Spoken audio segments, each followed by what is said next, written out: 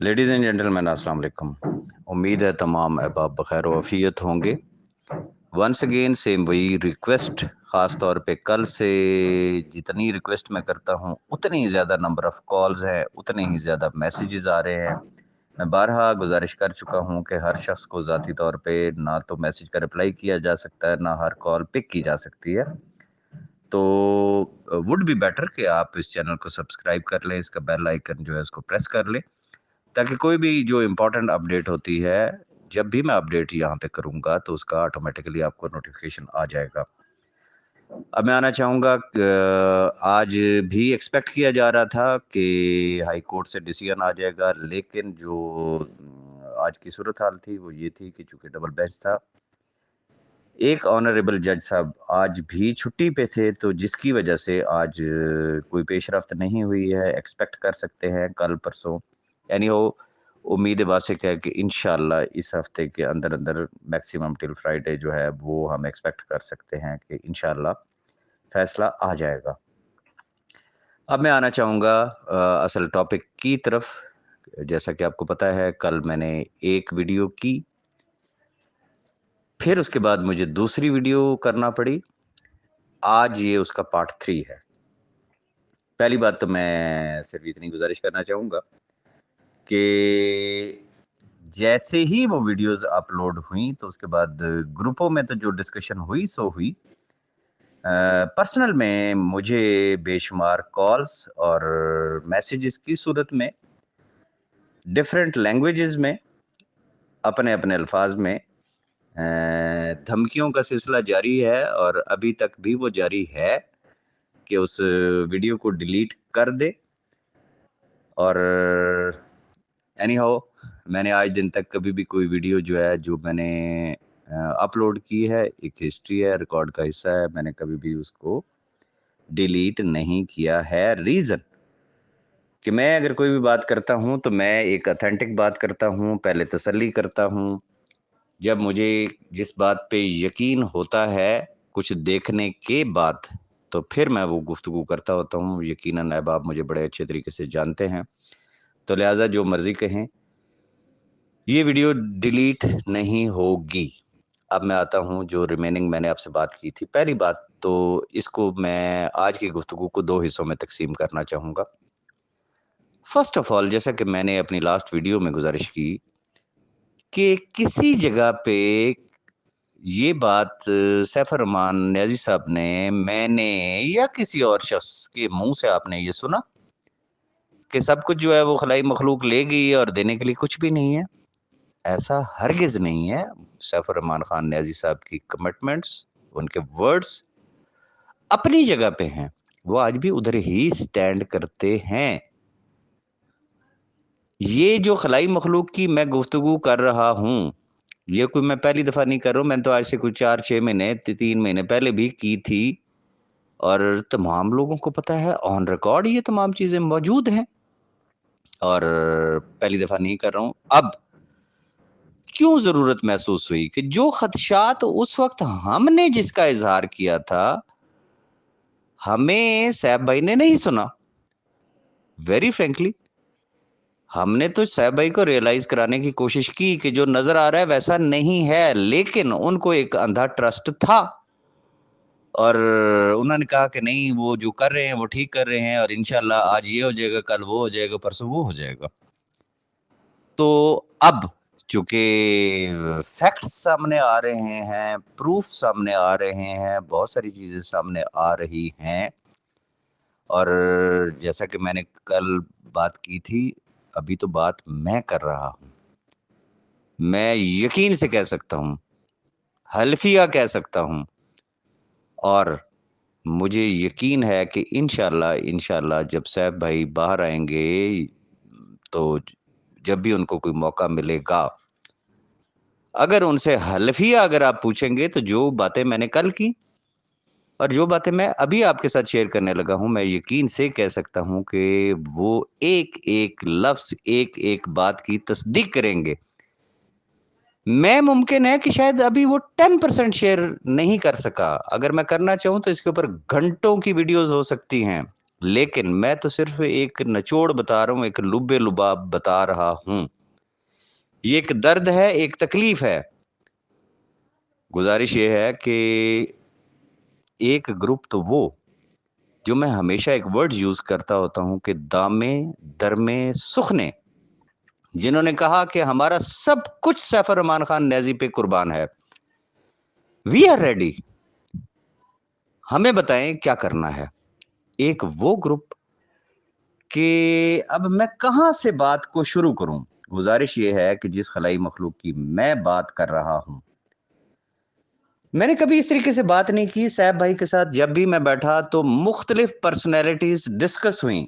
ایک دفعہ کوئی ایسا ایشو چل رہا تھا اور میں نے صاحب بھائی سے پوچھا کہ صاحب بھائی، ایک تو مجھے بنیادی اختلاف جو صاحب بھائی سے تھا وہ یہ تھا کہ کوئی بھی سی او کسی بھی کمپنی کا اس حد تک پبلک اور اس حد تک ایکسیس نہیں ہوا کرتا کہ وہ ہر شخص کی ایکسیس میں ہو. تو وہ آگے سے ہنس کے کہتے تھے کہ یار میرا نمبر تو اینڈ سمجھ لے، وہ پتہ نہیں کیا مثال دیا کرتے تھے کہ وہ جیسے وہ گاؤں کی وہ کوئی نتھو اور پھتو کا نمبر ہو، ہر بندے کے پاس ہے. یار مجھ سے تو جو بھی بندہ بات کرتا ہے تو میں جی اچھا لگتا ہے، یار مجھے ان سے بات کرنا جو ہے وہ اچھا لگتا ہے، تو لہٰذا میں گفتگو کرتا ہوں.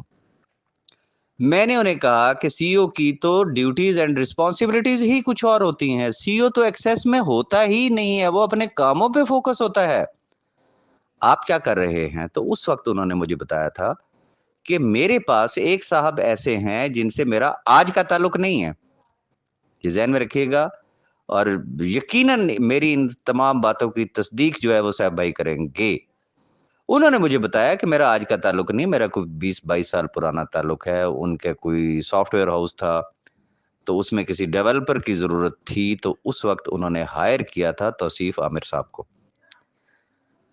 اس وقت وہ شخص ایک ہونڈا سٹی پہ تھا. جو باتیں مجھے صاحب بھائی نے اس وقت بتائی تھیں کہ جب اس نے جوائن کیا تھا تو ایک غریب آدمی تھا.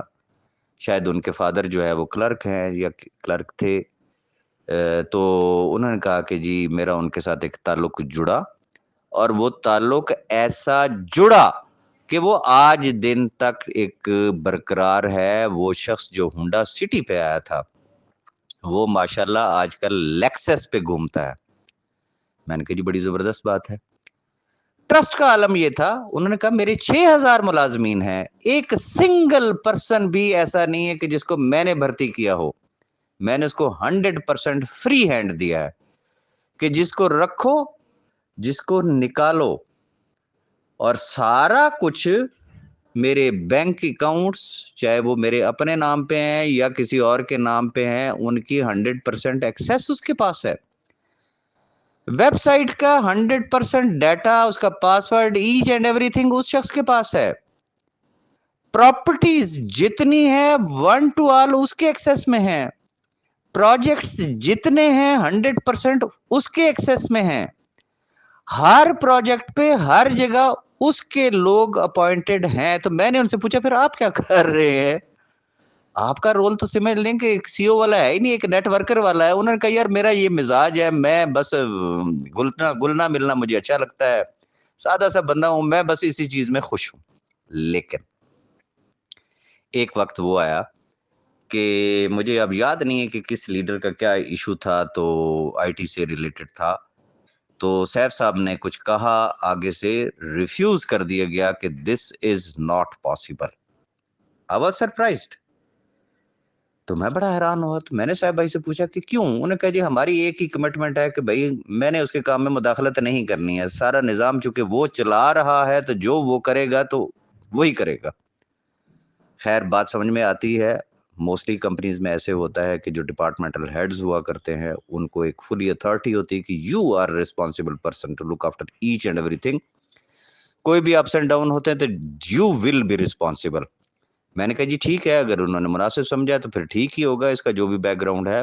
بہرحال اس وقت صورتحال کچھ اور تھی، میں نے کچھ زیادہ اس پہ کوئی کمنٹ کوئی بات کرنا مناسب نہیں سمجھا. لیکن ایک ایسی سٹوری بھی میرے سامنے آئی، چونکہ میں نے ہمیشہ جو ایک بات کہی کہ صاحب بھائی سے میرا تعلق کوئی سی او والا یا نیٹ ورکر والا نہیں تھا. ہم دونوں نے ایک دوسرے کو بھائی کہا تھا، اور بحیثیت بھائی آج بھی بھائی ہیں، انشاءاللہ کل بھی بھائی ہوں گے. تو جب دو بھائی آپس میں بیٹھتے تو جب ان کی ڈسکشن ہوتی تو وہ انہوں نے مجھے ایک واقعہ سنایا تھا یہی توصیف صاحب کے حوالے سے کہ ان کا عالم یہ تھا. سی او کمپنی کے کون ہے؟ سیف الرحمان خان نیازی صاحب. کوئی مینیجر تھے, شاید ان کا نام فاروق تھا. ان کو سیف صاحب نے اپنے کسی پرسنل کام کے لیے کوئی پرسنل ٹاسک دیا ہوگا, کوئی فیملی کا کوئی ایشو ہوا ہوگا, تو انہوں نے کوئی ان کو کام دیا, بھیجا کہیں. تو توصیف صاحب نے اس بندے سے اسپیشلی پوچھا کہ تم کہاں گئے تھے, کیا کیا؟ اس نے کہا جی سوری وہ تو ان کا پرسنل میٹر تھا, میں تو نہیں بتاؤں گا. اس نے کہا جی تمہیں بتانا پڑے گا. اس نے کہا جی سوری میں نہیں بتاتا ہوں. اب اس فاروق کے ذہن میں یہ تھا کہ میں چونکہ سی او کے کام گیا ہوا تھا تو یہ بندہ میرا کیا بگاڑ سکتا ہے. اینڈ ریزلٹ کیا ہوا؟ اسی توصیف صاحب نے اس فاروق مینیجر کو ٹرمینیٹ کر دیا. اور مزے کی بات آپ کو بتاؤں کہ وہی سی او صاحب تھے سفارش کرنے والے کہ یار اس بندے کو رکھ لو. اس نے کہا جی سوری میں نہیں رکھوں گا. تو یہ ہے اس شخص کی شرافت, اس کا ٹرسٹ. اب میں اس کو کیا کہوں, وہ ایک ٹرسٹ کو لے کے چلا, لیکن ہوا کیا بات. اب میں کہاں سے شروع کروں اور کہاں پہ ختم کروں, چونکہ باتیں بڑی لمبی چوڑی ہیں. میں وہ باتیں آپ کے ساتھ کر رہا ہوں کہ جو چیزیں میں نے سیف بھائی کے منہ سے سنی, جو باتیں میں نے مختلف لوگوں سے سنی, اور پرٹیکولرلی اب جو سیف بھائی کی بیماری والی جو ویڈیو جو میں نے کی, اس کے بعد کچھ لوگوں کا ضمیر جاگا اور انہوں نے مختلف اداروں کو اپروچ کیا. انہوں نے کہا بھائی گراؤنڈ ریئلٹی تو کچھ اور ہے, اصل بندہ کچھ کوئی اور ہے, پڑے ہوئے آپ کسی اور کے پیچھے ہیں. تو وہاں سے جو چیزیں پھر سامنے آئیں, میں آج مجبور ہو کے کچھ ریالٹیز آپ کے سامنے رکھ رہا ہوں. آپ کو یاد ہوگا میں نے نومبر میں ایک ویڈیو کی تھی اور میں نے کہا تھا انف از انف. اب ہم صاحب بھائی سے ملنے کے لیے جا رہے ہیں, میں اور ملک نوید صاحب, اور ہم ان کے ساتھ بیٹھ کے ڈسکس کریں گے کہ بتائیں یہ خلائی مخلوق کدھر گئی, کہاں گئے وہ لوگ کہ جب ایک اچھا وقت تھا یہ لوگ آپ کے ارد گرد ہوتے تھے, سیاہ سفید کے مالک ہوتے تھے. آج اس برے وقت میں وہ کہاں ہے؟ ڈیٹ پہ ڈیٹ مل رہی ہے, جو بات آپ ہمیں کہہ دیتے ہیں ہم کہتے ہیں جی ٹھیک ہے.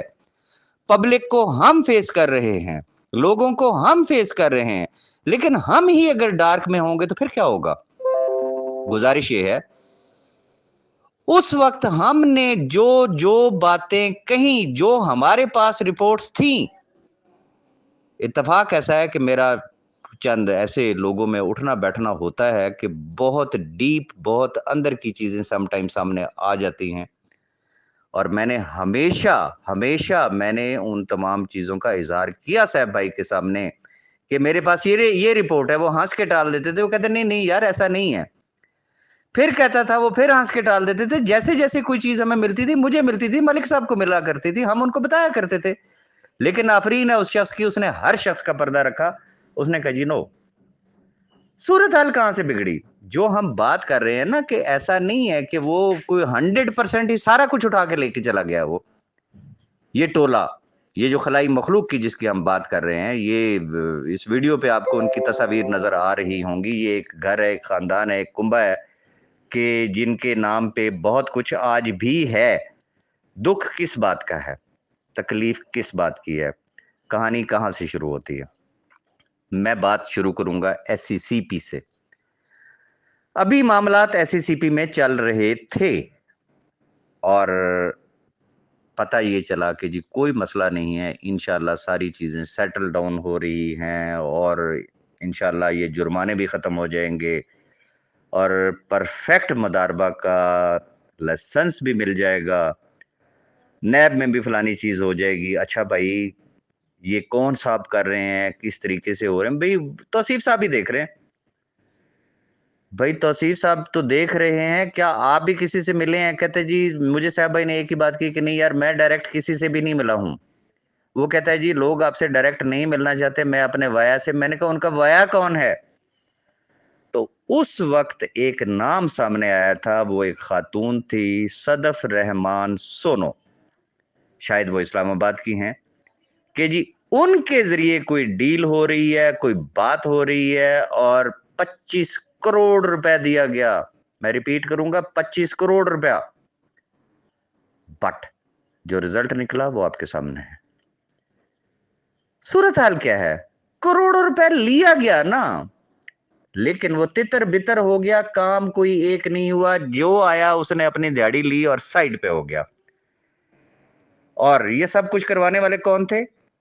यही खलाई मखलूक थी जिनको सिर्फ एक ही बात होती थी कि साहब साहब आपने सामने नहीं आना, हम हैं। बात यहाँ पे खत्म नहीं होती। एफआईए का आपने सुना होगा। सेम यही मखलूक, सेम वही खातून, शायद 25 करोड़ रुपए वहां दिया गया। क्या हुआ? करोड़ों रुपए दिए गए भाई। फिर लास्ट डेज की एक बात, आज मैं उसको पब्लिक कर रहा हूं। 5 करोड़ रुपए साहब साहब ने दिए सैलरीज के लिए, स्टाफ की सैलरी के लिए, कि 3 करोड़ रुपए स्टाफ की सैलरी थी कि ये सैलरी के लिए है। 2 करोड़ रुपए ना, 2 नाम मैंने उस वक्त सुने थे, एक कोई मिस्टर हसन थे और एक शायद कोई मिस्टर शकील थे, कि जी ये ग्रेड 22 के ऑफिसर्स हैं और इनके जरिए सारा कुछ हो रहा है। वो 2 करोड़ रुपए उस वक्त उनको मैरियट होटल में दिया गया भाई। लेकिन रिजल्ट क्या निकला? बात वही, दिहाड़ी लगी, चल सो चल। अगली बात भाई, बात ये है कि जब मामलात बहुत ज्यादा गंभीर हुए और कुछ समझ नहीं आ रही थी, तो फिर जबरदस्त किस्म का सोल्यूशन दिया गया साहब साहब को कि जनाब बस आपके लिए एक बड़ी जबरदस्त हम ऑप्शन लाए हैं। अच्छा जी, क्या है जी? वो आपको कराची जाना होगा। अच्छा जी, कराची जाके क्या होगा? वहां से हम आपको कश्ती में बिठाएंगे। आपको मुल्क से एग्जिट करना हमारी जिम्मेदारी है, चुप करके आप बाहर चले जाए, बाकी इंशाल्लाह मामलात हम देख लेंगे। ये वो लम्हा था। अब आप खुद सोच सकते हैं कि एक शख्स को नजर आ रहा है कि भाई शायद मैं फंस गया हूं। अगर करोड़ों रुपए लेके, करोड़ों रुपए हजम करके फाइनल सोल्यूशन अगर ये आता है कि आप मुल्क से भाग जाए, सैफुर रहमान खान न्याजी की जगह पे अपने आप को रख के देखिएगा, आप क्या फैसला करते हैं। उस शख्स ने एक ही फैसला किया, उसने कहा जो मुकद्दर का लिखा हुआ होगा वही होना है।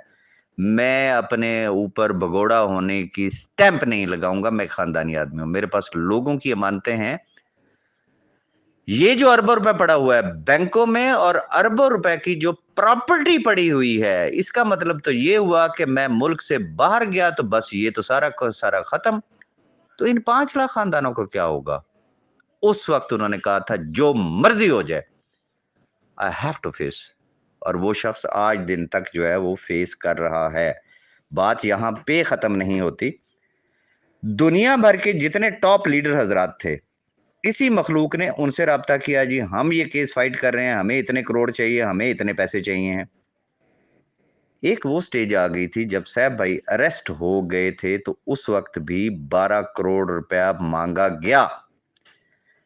लेकिन साबका तजर्बात चूंकि हमें पता था, चाहे वो साहब साहब माने या ना माने, तो टॉप लीडरशिप ने सिर्फ एक ही बात रखी थी। उन्होंने कहा जी मामलात को छोड़ दें, हम आपकी बातों पे 100% ट्रस्ट करते हैं, आप सारे मामलात सीधे करा लेंगे, कोई मसला ही नहीं है। 12 करोड़ रुपए हम तन के कपड़े भी बेचने पड़े तो सैफ रहमान खान न्याजी पे कुर्बान। शर्त ये होगी कि जिसको देने वो बंदा हमारे सामने बिठाए।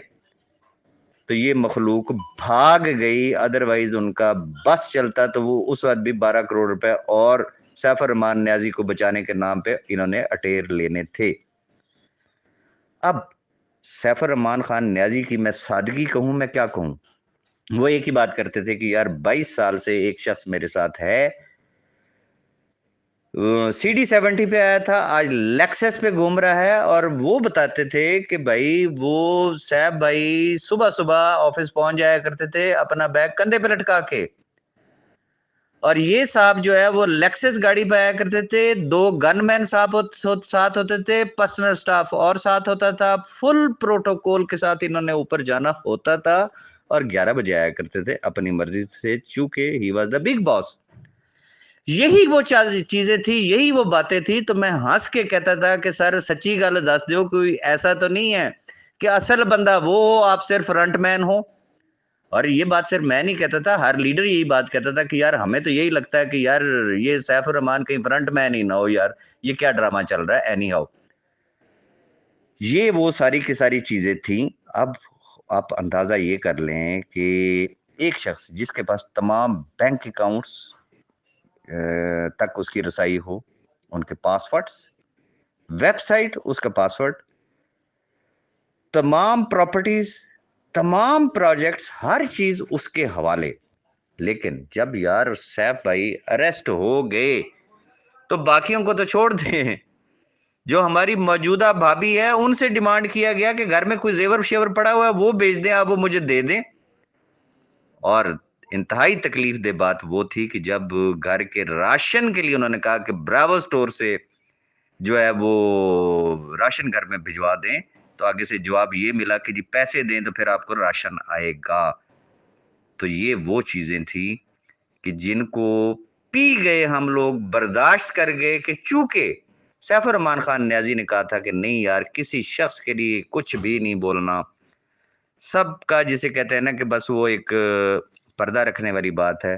بات یہ ہے کہ ادھر سے سیف الرحمان خان نیازی صاحب نے اریسٹ ہونا تھا، چونکہ اس مخلوق کو پتا تھا کہ کیا ہونے والا ہے. یہ ٹائملی ملک سے باہر چلے گئے.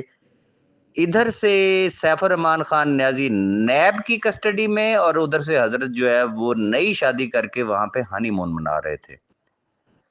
اب آپ مجھے صرف ایک چیز کا جواب دے دیں. میں واپس آنا چاہوں گا اپنے اصل پوائنٹ پہ. جو دوستو یہ سمجھ رہے ہیں کہ اس ساری گفتگو کا مطلب یہ ہے کہ بھئی وہ لے گیا ہے مسٹر عامر توصیف سارا کچھ، اس کا مطلب ہرگز ہرگز یہ نہیں ہے. صاحب بھائی آج بھی اپنے لفظوں پہ قائم ہے، اپنے لفظوں پہ کھڑے ہیں. آج بھی اربوں روپے کی پراپرٹی اور بینک اکاؤنٹس نیب کی کسٹڈی میں موجود ہیں. بھائی ہم وہ بات کر رہے ہیں کہ جو